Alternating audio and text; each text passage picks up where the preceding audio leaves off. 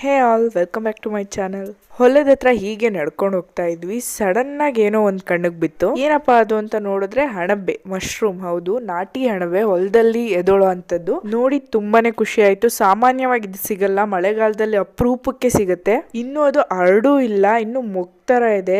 ತುಂಬಾನೇ ಟೇಸ್ಟಿ ಆಗಿರುತ್ತೆ. ಆಚೆ ಹೊರಗಡೆ ಸಿಗುವಂತ ಅಣಬೆಗೂ ಮತ್ತೆ ಹೊಲದಲ್ಲಿ ನ್ಯಾಚುರಲ್ ಆಗಿ ಸಿಗುವಂತ ಅಣಬೆಗೂ ಟೇಸ್ಟ್ ತುಂಬಾನೇ ಡಿಫ್ರೆನ್ಸ್ ಇರುತ್ತೆ. ಟೇಸ್ಟ್ ಅಂತೂ ಇದು ತುಂಬಾ ಚೆನ್ನಾಗಿರುತ್ತೆ.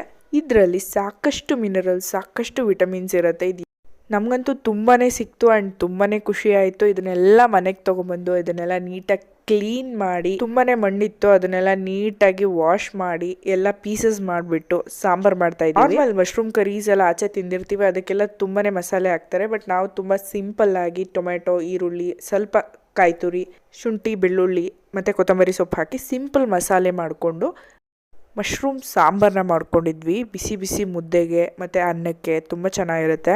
Thank you.